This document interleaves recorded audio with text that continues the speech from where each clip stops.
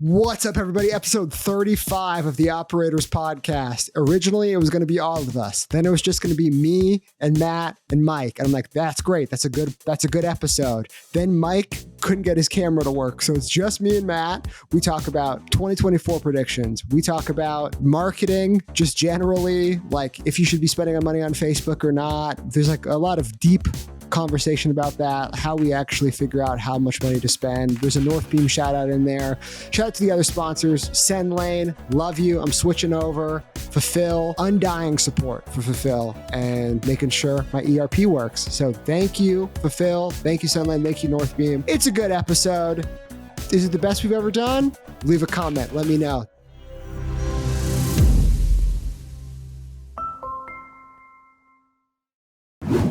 Sean, why don't you kick it off, man? How is December meeting or exceeding or disappointing so far? Like relative to your expectations for Ridge, how are you guys looking?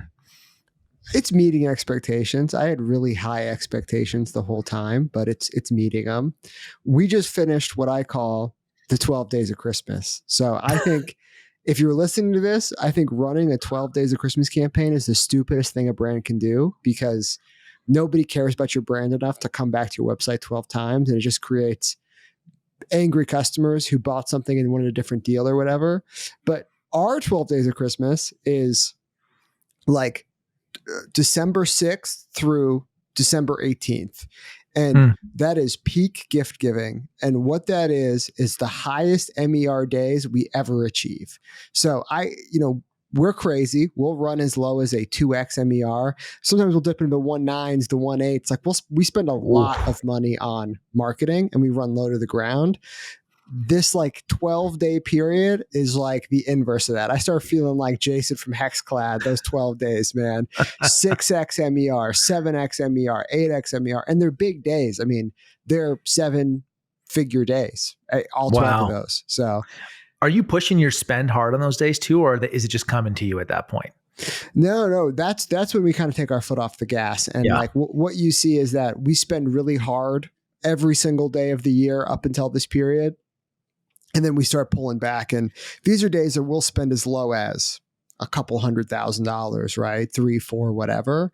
And the MER just stays high all the way until shipping cutoff. So I think this year we have shipping cutoff until the 19th, and then we're going to push Amazon up until Christmas Eve. And I mean, this is when we make all of our money. It's Christmas season, man, and it's raining dollar bills over at Ridgetown. That's why it's called Black Friday, man. It's like every day is in the black after Black Friday, right? You've talked very openly on the show, and I mean everywhere, about like your 1-day click ROAS targets as a brand, like, and how you measure things. How much does that change from, pre-gifting season to during?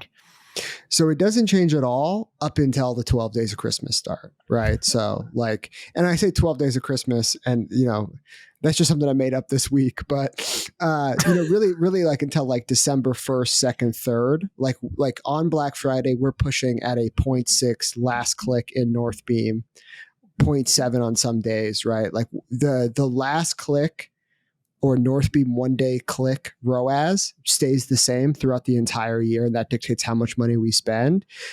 The only time we violate that rule is like when we enter peak gift giving, because it's just demand capture. The other time period would be demand capture around Father's Day, but like outside of like those peak gifting things, we kind of live or die by Northbeam 1-day click. So for those that like never heard this before, can you maybe explain why you're okay with the last like a 1-day click of like $1 spent and less than $1 returned? Like give them the rationale for this. So why do we? So I've used Northbeam literally since 2017. Like Connor was the very first person to build and work with that team. Like he was the first person on the Pixel.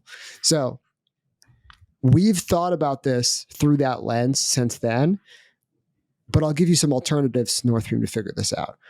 why do we care about one day click ROAS from a channel, right? So first, MER is all of your marketing spend versus all of your dollars. ROAS is channel specific. So you can have a ROAS on Google, you can have a ROAS on Facebook or whatever else. The idea is you want to be able to compare apples to apples and get some sort of benchmark. Because if you look in platform, Facebook will take more credit. They've gotten better, but we did this in 2017. They'll take as much credit as possible. Every sale is a Facebook sale. Every sale is a Google sale. Every sale is a Taboola sale, right? And we added up all the revenue that was attributed, and it was 3x what the store's revenue was, right? And it's like, I can't run my website like that. Like I'm losing money, right? So we saw that, we ran that exercise, and we were like, oh fuck, we got to figure out a way to compare apples to apples here, because we were spending money on Snapchat and Twitter, and we went very wide early on. In retrospect, that was a mistake, but we just went really wide. We needed a way to figure this out. So here's two methods. You can use an independent multi-touch attribution tool, right? That's what Northbeam is. You can also just look last click in GA. It's harder now with GA4, but how much money did you spend on Facebook to yesterday? How much revenue shows up from Facebook UTM searches inside of GA? And then that gives you a last click return on ad spend, right? And then plot that back as far as you can. You can just go into Facebook every day and figure out how much money you spent. Go into GA every day and figure out how many sales you got. And that gives you a true last click CPA, right? And you can do that with search. You can do that with everything. And then you at least know what the parameter is, and then you know if you're doing better or worse than that as you increase spend. All of this exercise is trying to figure out what's the perfect level of spend. How can I spend more money at the same efficiency, right?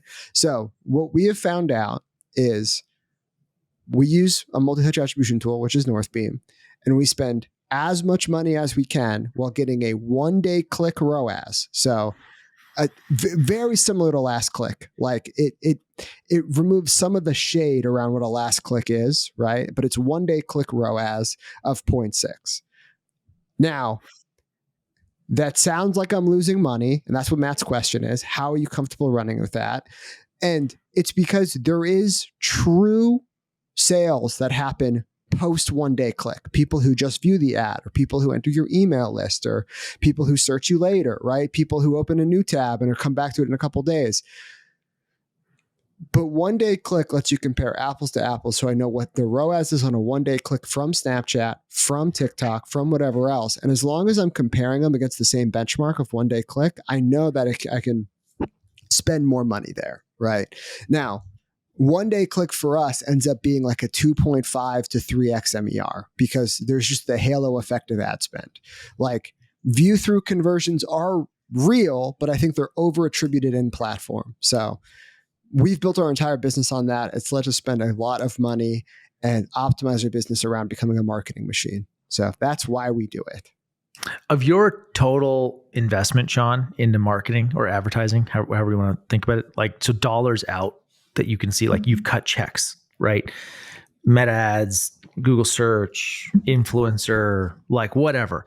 How much of your spend do you think across everything is now Meta? From the beginning of time? No, now. Like this year. Like take the last 6 months. Yeah, this year we're more Meta heavy from a percentage than any other year before, probably. We've consolidated around Meta. Yeah. I mean, it's probably 60% of spend. Next episode, we are going to get into inventory and demand planning and how Mike thinks about it, because I think he's got a really interesting business when it comes to inventory. And then that's like the perfect time to be dropping Fulfill here. It sponsored the pod. Can't do this without them. And their product is amazing. I've got a friend of mine moving over to Fulfill right now, and he is just raving about the process. So shout out to Fulfill for having a good product and an even better team. Another company where you can talk to their CEO. That is the Sean Frank standard for all sponsors and all vendors in 2024. Yeah. Sharoon won't run away. Yeah, I got it done with Shopify. I can call him up directly. I can get Harley on the line fixing my problems. Sharoon gives you the Harley promise. He'll be there to help you solve your problems. Okay, so the reason I ask you about your media mix, Sean, is, I mean, there's a lot of, like you saw the North Beam data. Somebody posted like what percentage of everybody's spend is on Facebook right now. And it's like 70 or 80%. And I actually I thought that was really high. Across a lot of accounts, like it seems extremely high that it almost broke my brain, to be completely honest. Like how you can't people aren't spending more money on Google when Google has such an incredible inventory across all of its platforms. Google makes it hard to spend money, right? Like the smartest people in the world are search like managers because of how difficult it is to actually use that product. I think PMax will fix that. I think a lot of brands spend 100% of their money on Facebook and Google branded search. And I think for most people, that is the perfect spend. Like it's not worth the headache to go to the other channels. If you're doing $3, $5, $7, $10 million a year, I think like those two things are basically all you need. Branded search to protect you, maybe Amazon if you're there to protect you, and then Facebook to generate demand. And that's why I think Facebook's going to have a banger year, like doubling down on Facebook stock. I mean, this is not financial advice, unlike my tweets, which are certified financial advice. Buy wallets. Yeah. I think Facebook's just crushing it.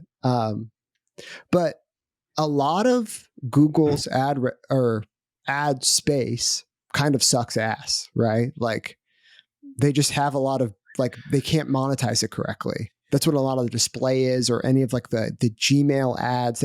They cover most of the internet, huge swaths of the internet. And if you're really good, you can extract a ton of value, but most people just aren't good enough to actually extract it. I would agree with that. I think the two things that I've noticed. So I think one thing we've been playing with at Pillowcase is we've actually inverted our media mix between Google and Facebook. And now we're spending more on Google than we do on Facebook. Now, this is super category specific. Like we sell phone cases. There's an obscene amount of search for phone cases, right? And it kind of hit us that we're idiots for not trying to like dip a bucket in that river. And instead of trying to like build demand on Facebook, like why not just go play on Google? But I've obviously with Lomi spent a ton on YouTube, and we find it's like, we love YouTube. Like the platform's just got incredible reach. Daily active users are wild, but because the barrier is so high, nobody goes there. Yeah, Matt. So, and this is two unique things about your scorecard and your business. One, you are never going to make a meaningful impact in generating demand for phone cases because the demand is at an all-time high all the time. It's if you put $100,000 into top of funnel, we're going to generate demand. It does nothing. It does not create more searches.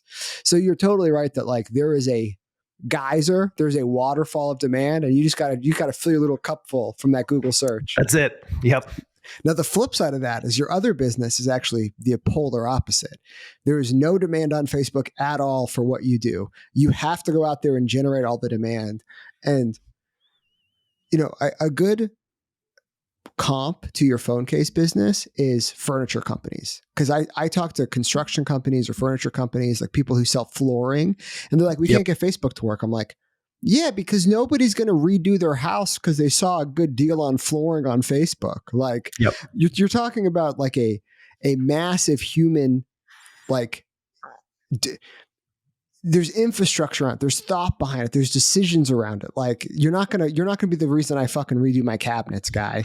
But people who want to redo their cabinets absolutely need to do it right now. And that's what we found with our Ring business as well. Is that search really works for our Ring business because people need a Ring, right? How much of this do you think? I wonder if you could actually put some characteristics on businesses that do incredibly well on Facebook versus the ones that do incredibly well on Google. Like the furniture thing, I grew up in a furniture family. Like we owned furniture stores for decades and decades. And a few years ago, I was in Vancouver meeting with one of the founders of Article. And Article's big ass online furniture brand, right? And what I found interesting at that time, this is like 3-4 years ago, they spent almost no money on Facebook. Like it was all Google. Like that's where they lived and died.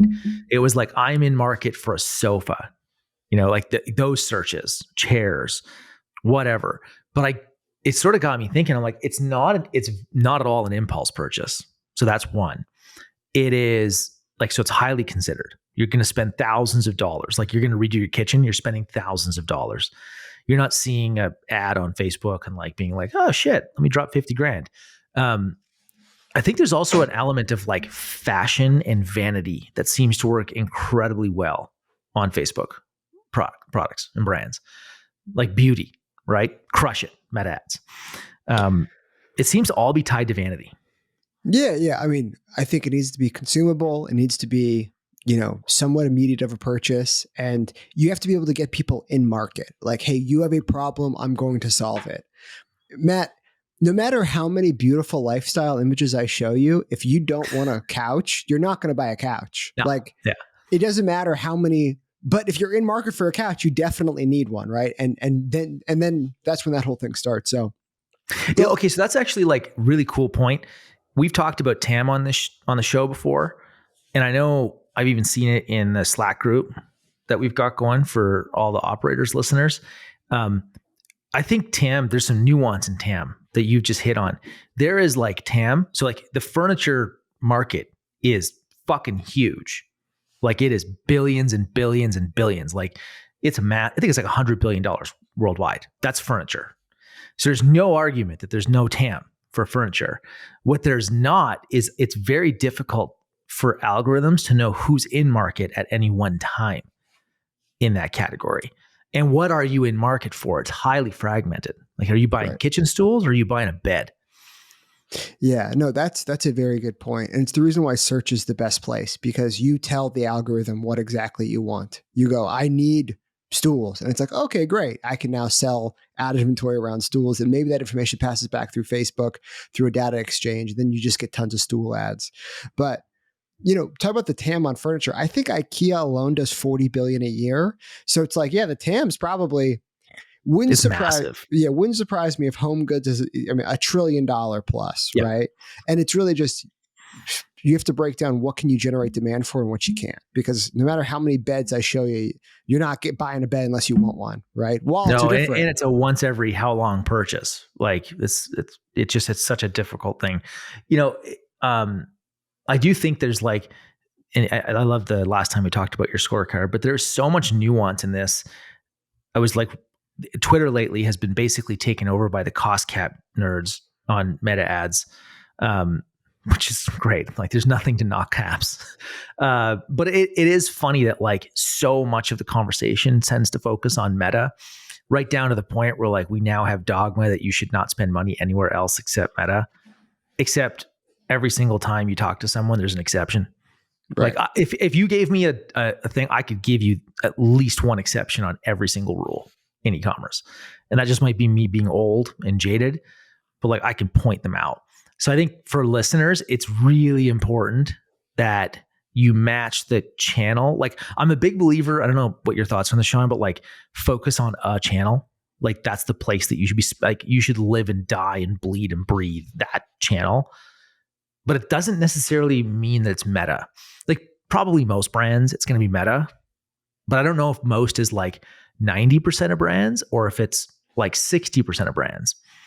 That's where I'm a little unsure these days. Right. And if you're talking about brands with a big B, like a fashion brand, it's meta. That's where you should be. But if you're talking about companies that make money on the internet, yeah, it's probably 50%, right?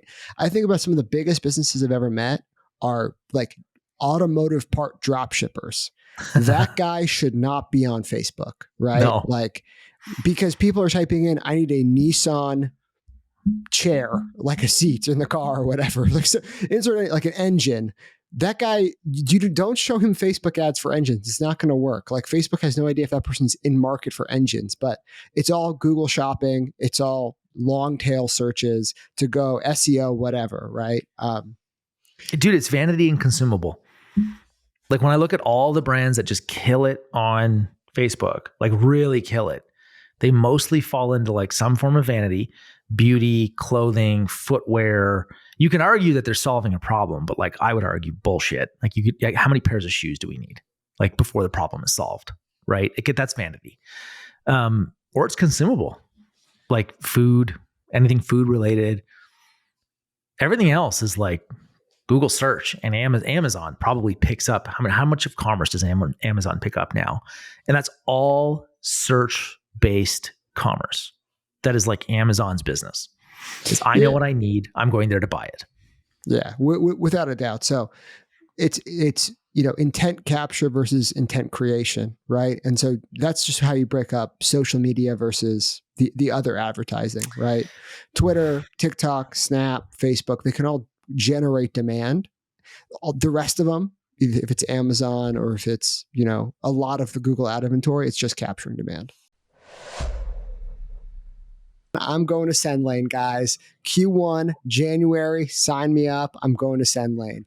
Jimmy has consistently proven that he is there to support us, even when we were not a customer. He helped us solve email issues. I'll be really honest with you. The cost savings is probably the biggest driver for me. I think I'm going to save like over $100,000 a year switching.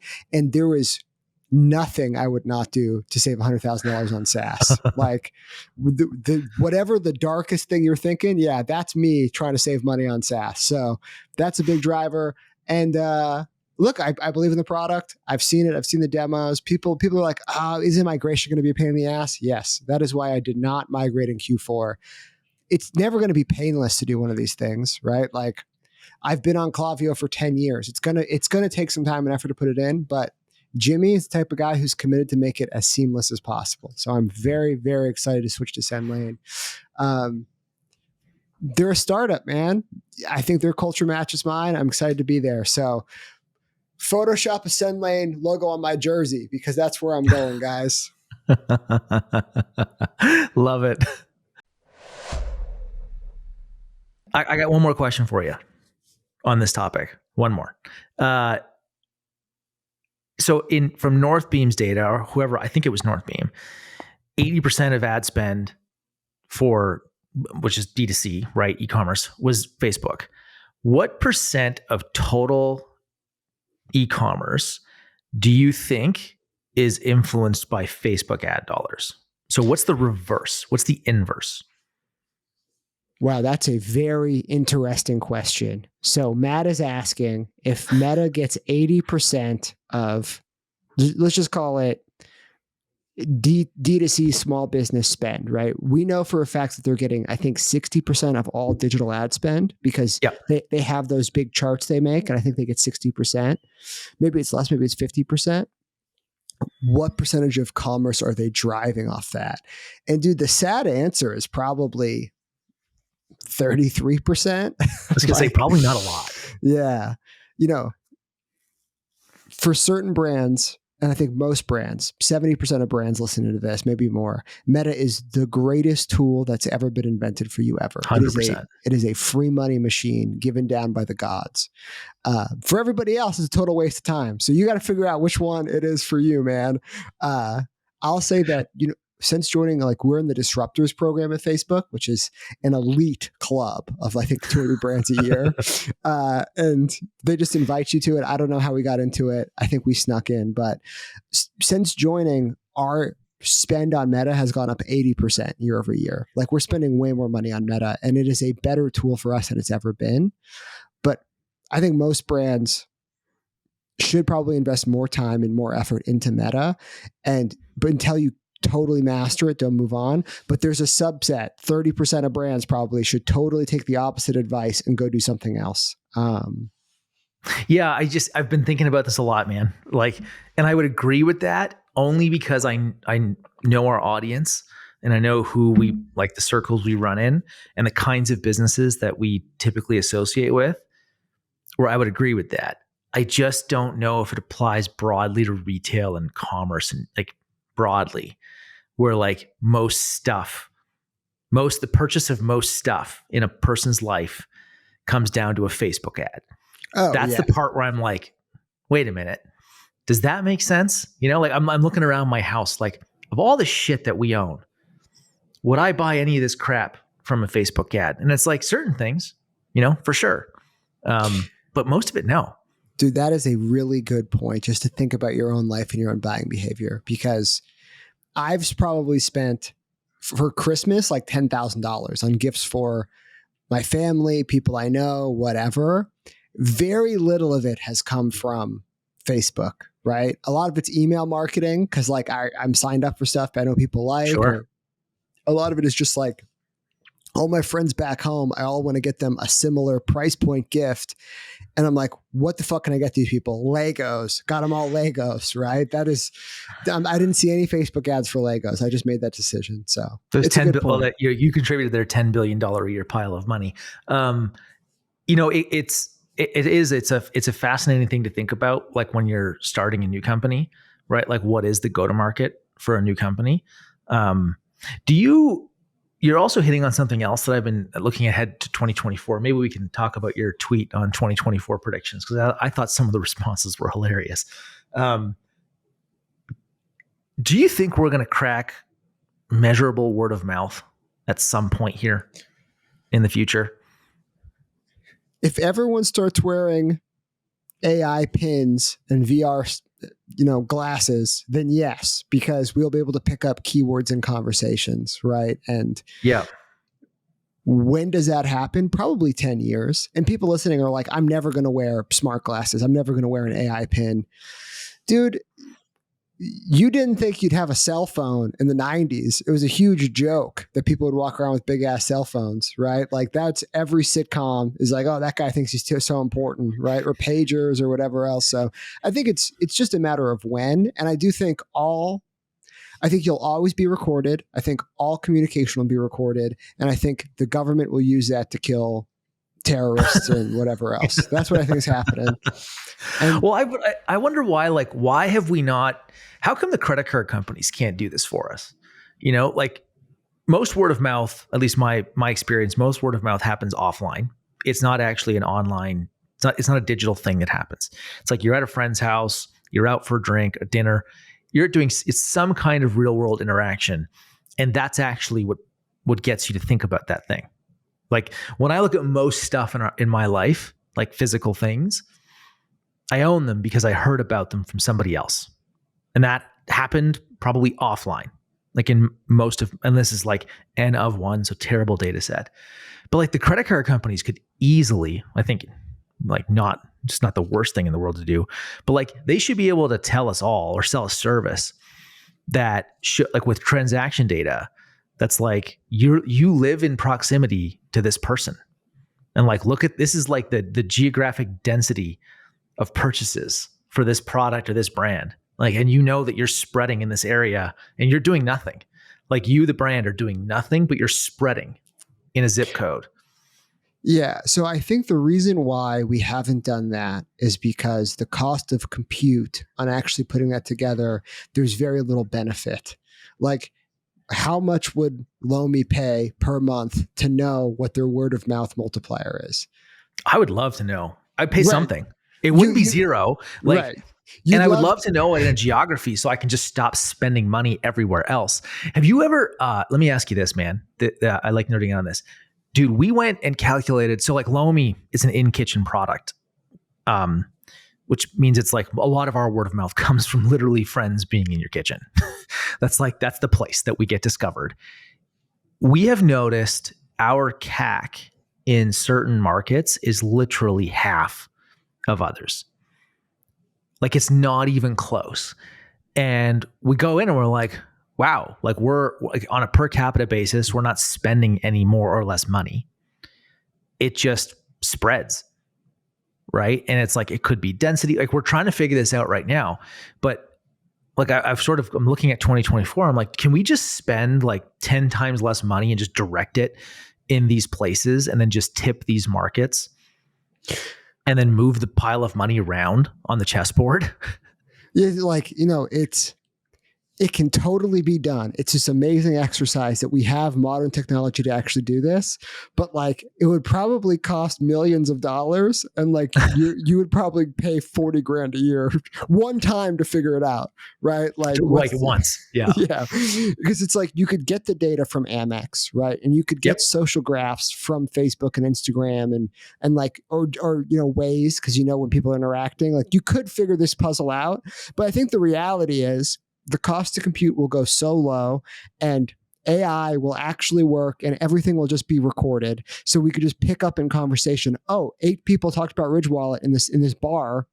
You sold 2 additional Ridge wallets. Word of mouth has a 1x multiplier or whatever, right? Like, yeah, I just, it's like for every customer that Ridge acquires, how many more are you getting? And then how many more incremental dollars do you need to spend to get those people? That's always the thing I want to know. Cause like, we're just making Zuck so rich because we've outsourced this shit to him. And then he gets to that company is to capture so much of this because they do actually do this work. That's like, I'm sure part of why the algo works so well. Right. So my Disruptors reps told me that the Facebook ad auction software, they call it a web app, it has 1,000 full-time engineers working on it. And they said it is a top 5 most complex piece of software ever built. They're like 1,000 full-time engineers just maintaining this thing. And I believe that's terrifying. Yeah. Like, that's not a lot of people. And I'm even more terrified if they're all in the same building. Yeah. There are probably a lot of them working from home, but they told me one time nobody knows how it works. They're like, yeah, like I believe that. They're like, yeah, no one person really knows how the whole thing works. It's too complex. I completely believe that. Like when you look at the amount of inputs that they have access to, even in a post iOS 14 world, like it's a crazy amount to try to figure out. Dude, I'm not smart enough to know the compute angle of this, but I'm sure you're right. I'm sure some of it has to be compute, but it does. Then at the flip side of that does feel like this AI shit is getting crazy, and that compute is getting commoditized at such an alarming pace. And the crap that we're being able to do now is like, it's super cool. Yeah. Look, if somebody's listening to this and they're really fucking smart, you can make an AI word of mouth program. There's probably enough open source data. You could get access to the data and you could figure this out, but just everybody's going to be recorded at all times. And that's the solution to this. Yeah, it is like, it's any great marketer will tell you that like the best marketing channel ever is word of mouth, but it's such an easy out for how to do good marketing because nobody's ever going to be held accountable to pointing to it and showing how it's measured or how you can take action on it. So when I see like marketing advice around word of mouth, I'm like, yeah, no shit. And water's wet. Like, thanks. But it's very difficult to action, go make word of mouth better. Jason was here. He would just say, make a better product, which I'm sure he's right. All right. Let's do 2024. Yeah. Do you want to do marketing predictions for 2024? Any predictions? Here's what I think is going to happen in the election. So a lot of people. You went there right away. Yeah, like you had everywhere to start and you went for election. It affects marketing. It's, people spend a lot of money on elections. And a lot of people are concerned that I've talked to. It's like, hey, dude, like it's going to totally fuck up Q4 because billions of dollars get spent. We will see really high CPMs in October. We will see really high CPMs in November. But no matter what the outcome is, people will spend a lot of time on screens. So I think it's a great time to be marketing. A lot of people are just going to be watching Facebook, watching TV, whatever. So yeah, daily active users goes up, CPMs go up, but I don't know that it impacts November or December much. Yeah. I think October is shitty though. Like I can tell you now, what my media plan is for October? Turn it off. Like that's just every turn it off in America. That's our media mix for October 2024 is a big fat zero. Yeah, dude, it wouldn't surprise me. I mean, not just America. I think it's a global event at this point. I mean, it's like the FIFA World Cup. People really want to know who's going to be the president of the United States.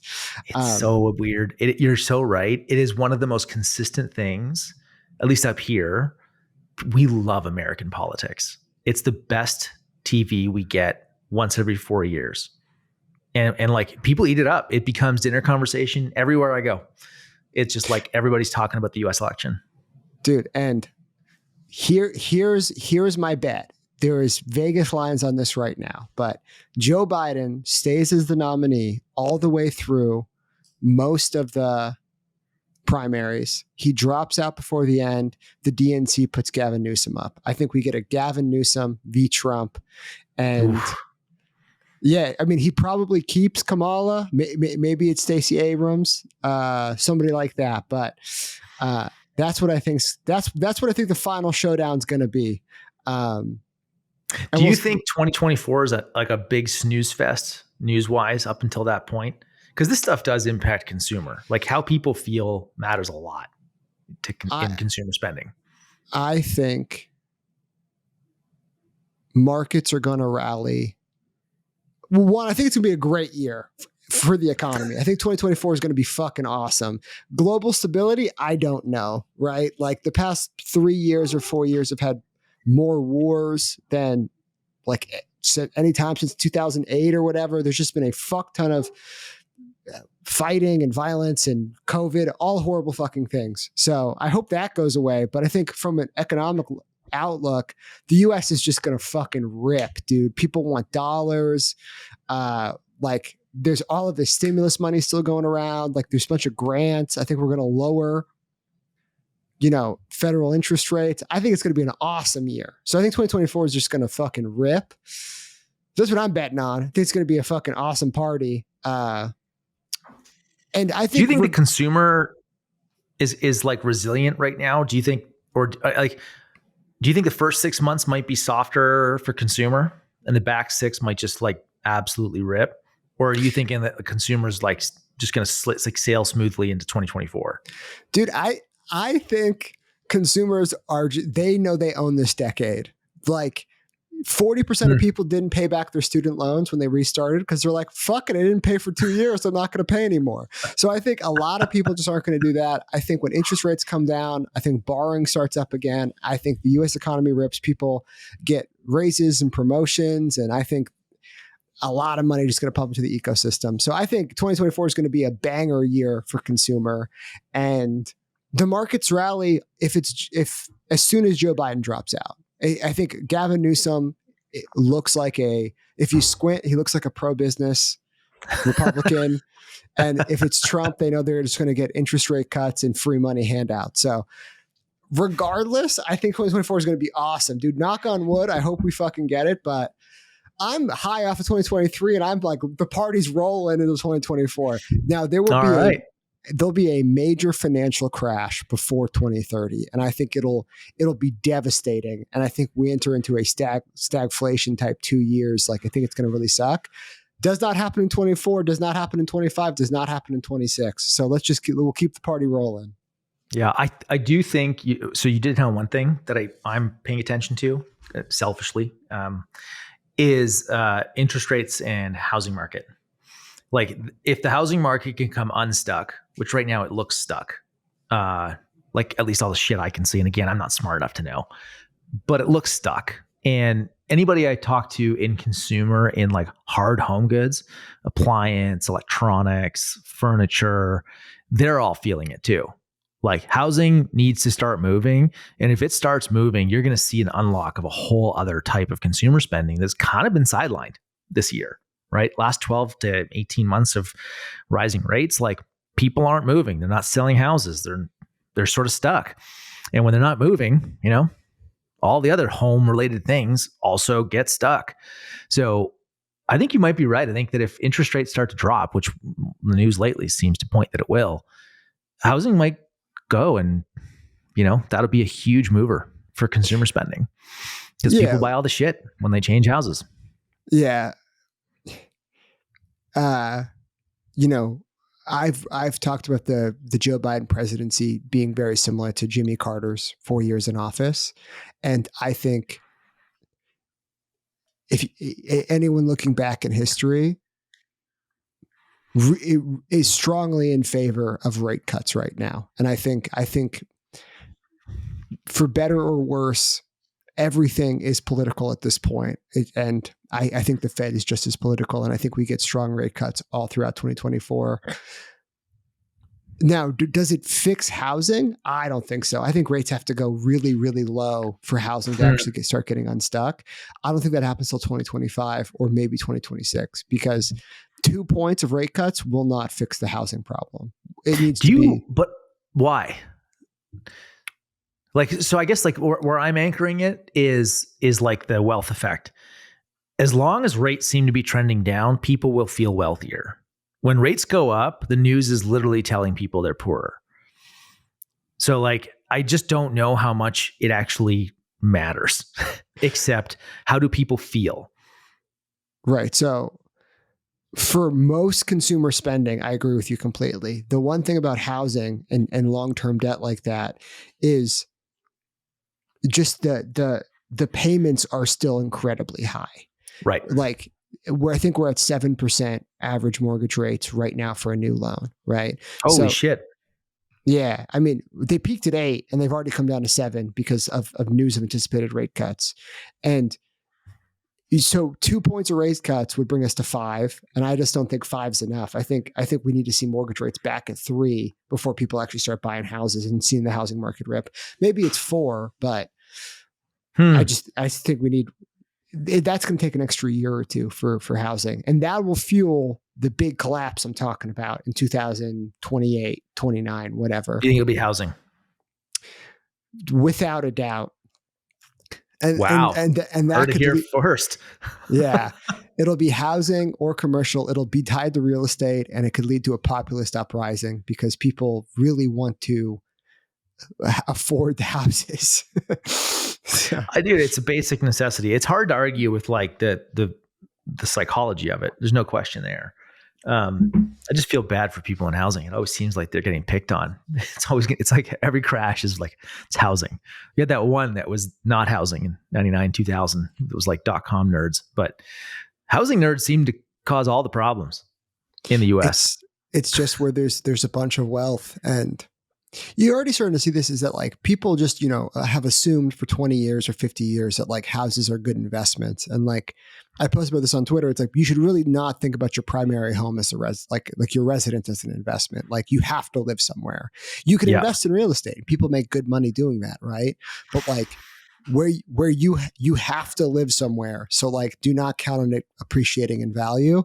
You're already seeing pockets of San Francisco, over the past 10 years or 12 years, like they're not appreciating. They're selling for less than they purchased them for. And you can point to a couple of those throughout.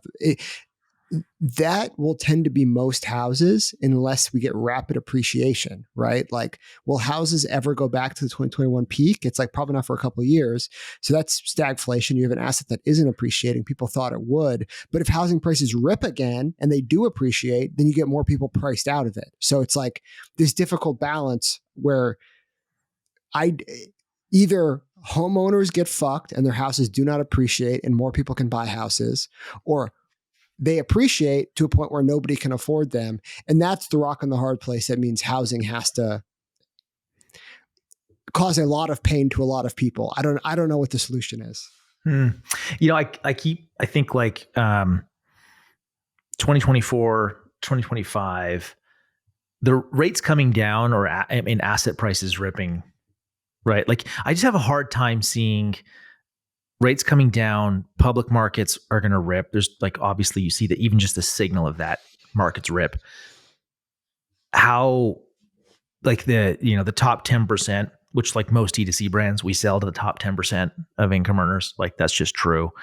How people don't just go on a spending binge if like they feel wealthier. Like that is just how we work, right? It's like if markets are going and rates are coming down and I have a significant chunk of wealth in my home, whether I treat it that way or not, I'm just feeling better about life, as an individual, right? And if that happens, wallets loosen.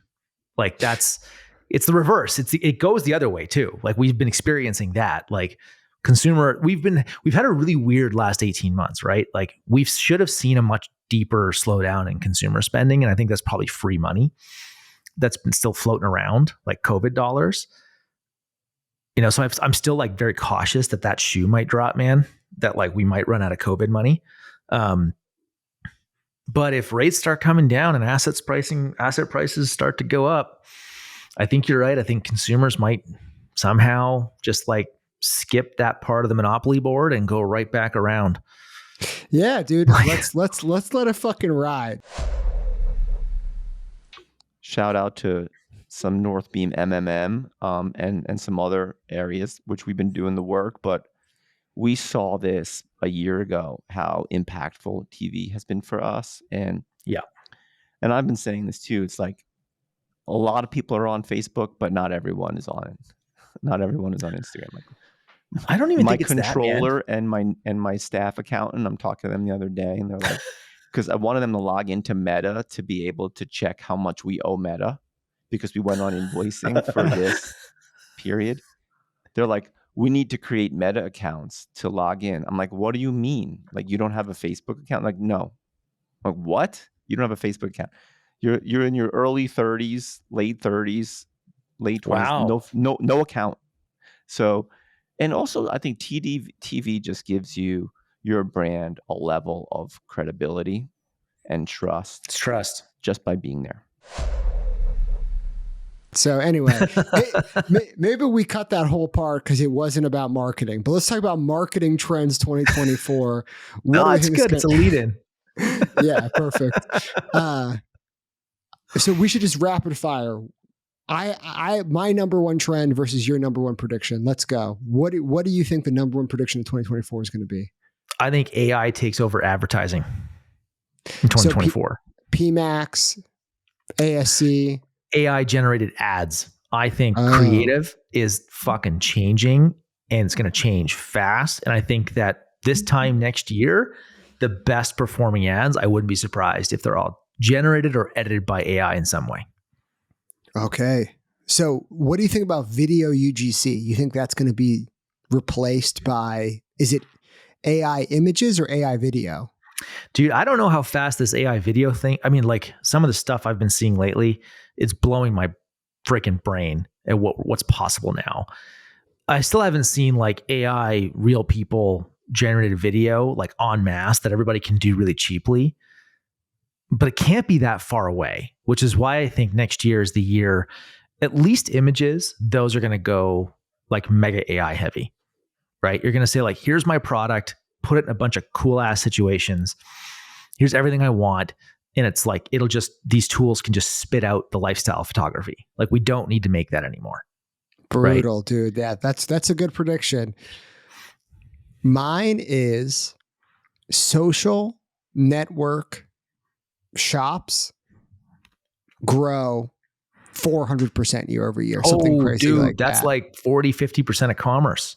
Yeah, like I'm talking TikTok shop, I'm talking Facebook shop, I'm talking YouTube shopping. I think collectively as a whole, those experience gangbusters growth year over year.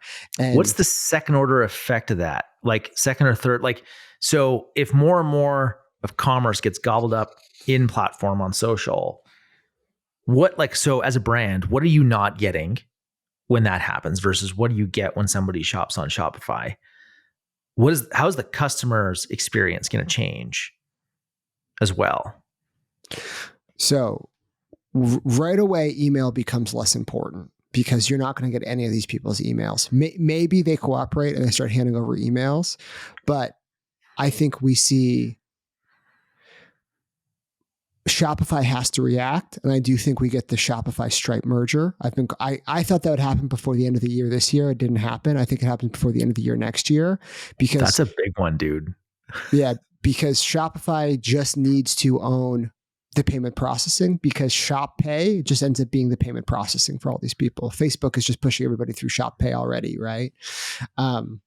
So your .com website, your domain website becomes less important because your shop becomes more important.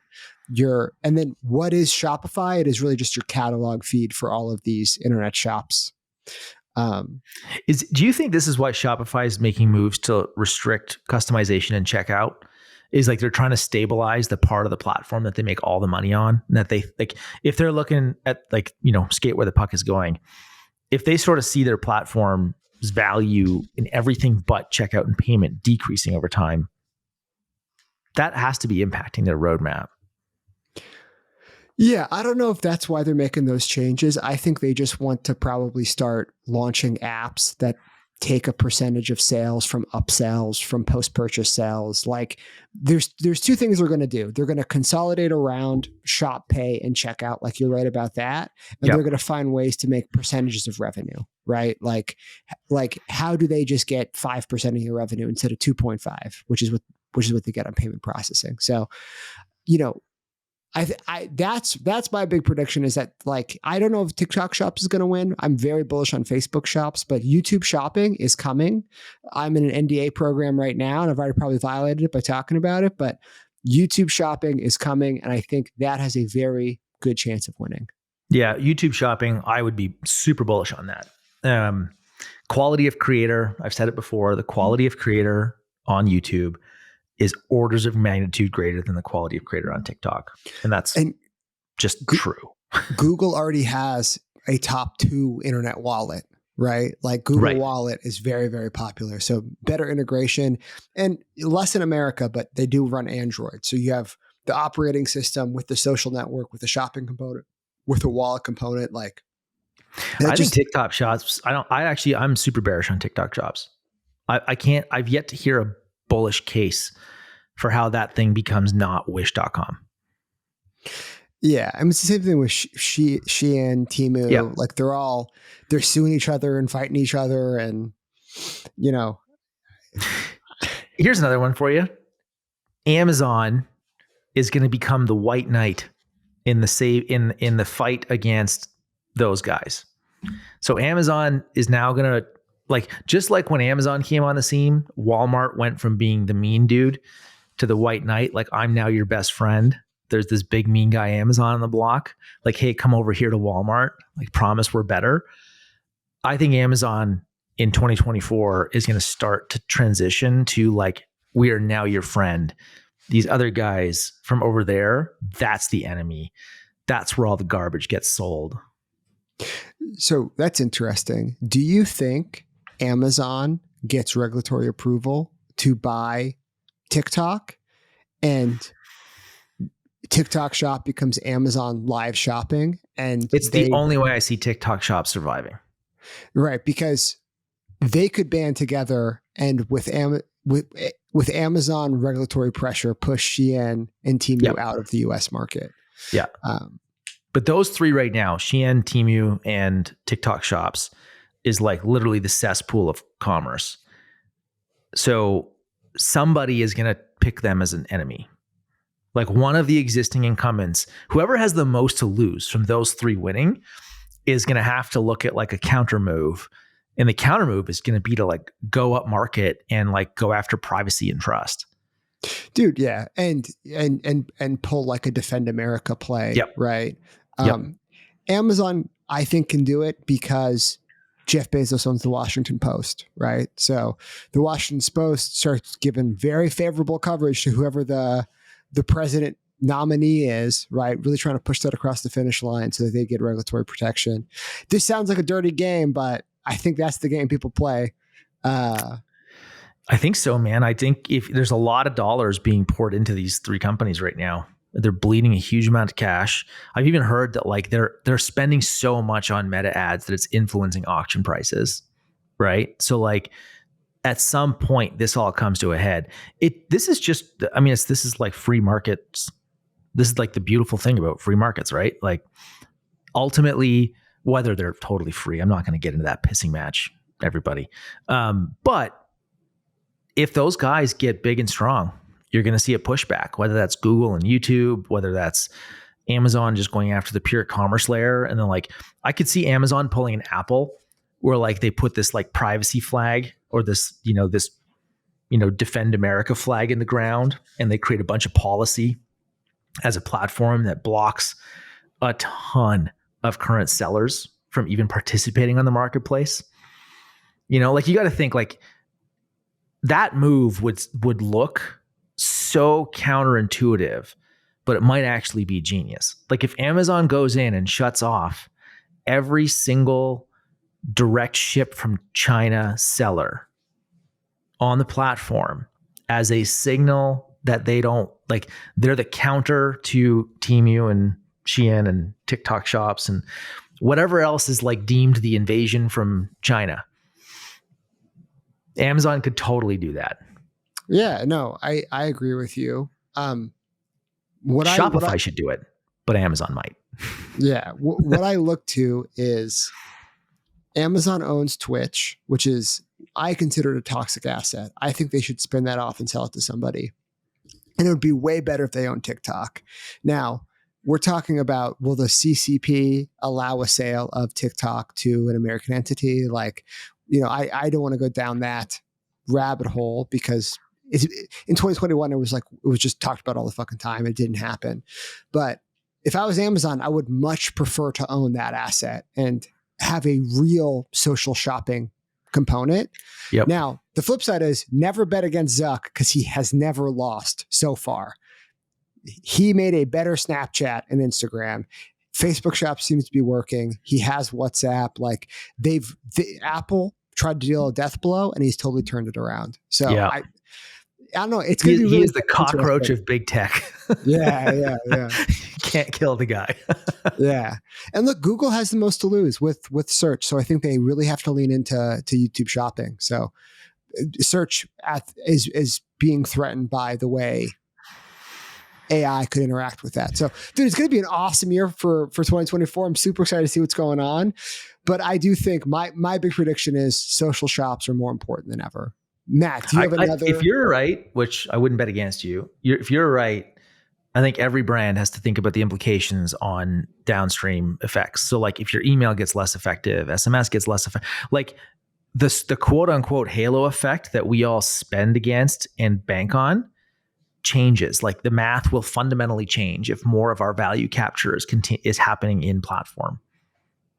Yeah. And I think that would push people to things like TV, things like billboards, because like you have to generate demand outside of if Shopify is where, inside of Facebook and like people are just clicking and checking out whenever they want, like you're going to have to do something big to get their attention. I'm going to have to think on this. This is sort of hurting. This is good. I like it. Any others for 2024? We've been going for an hour here.